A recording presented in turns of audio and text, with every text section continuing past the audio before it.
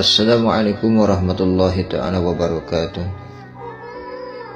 Kisah dan hikmah, yakni Sayyidina Umar radhiyallahu anhu. Diriwayatkan di Qais bin Hazim, dina hiji waktu Sayyidina Umar radhiyallahu anhu angkat ke negara Syam bari tunggang onta. Pilih ganti sareng khadamna nyata pembantuna. Sapaos hewang-ewang. Barang geus deukeut ka Syam, kabeneran anu kagiliran tempat teh khadamna. Khadamna tumpak onta ari Sayyidina Umar radhiyallahu anhu nyepeng kadalina atawa talina.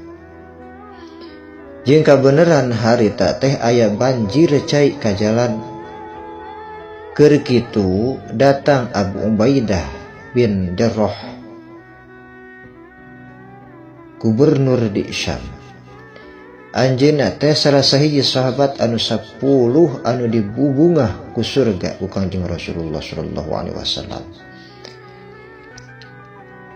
Cek mantena ka Sayyidina Umar radhiyallahu anhu, "Hei Amirul Mukminin, sayaktosna para gegedean negara Syam kalaluar bade nyambut kana kasumpingan anjeun. Asana teh henteu sae upami maranehna ningali kana kaayaan salira anu sarupi kos kieu." Saur Sayyidina Umar radhiyallahu anhu, "Cukup Allah maparin kahormatan pikeun ka kaula mah. Ku Islam, ku iman kaula moal merduli kana omongan-omongan jalma." Subhanallah.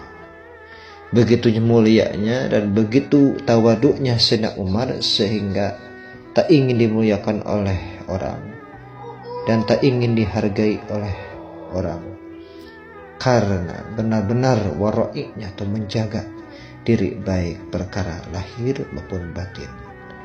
Subhanallah. Mudah-mudahan ada manfaatnya dari kisah Sayyidina Umar yang begitu wara'i dan tawaduknya. Padahal Sayyidina Umar ini pemimpin sabada Kangjeng Rasulullah sallallahu alaihi wasallam wafat. Mudah-mudahan ada manfaatnya. Wassalamualaikum warahmatullahi taala wabarakatuh.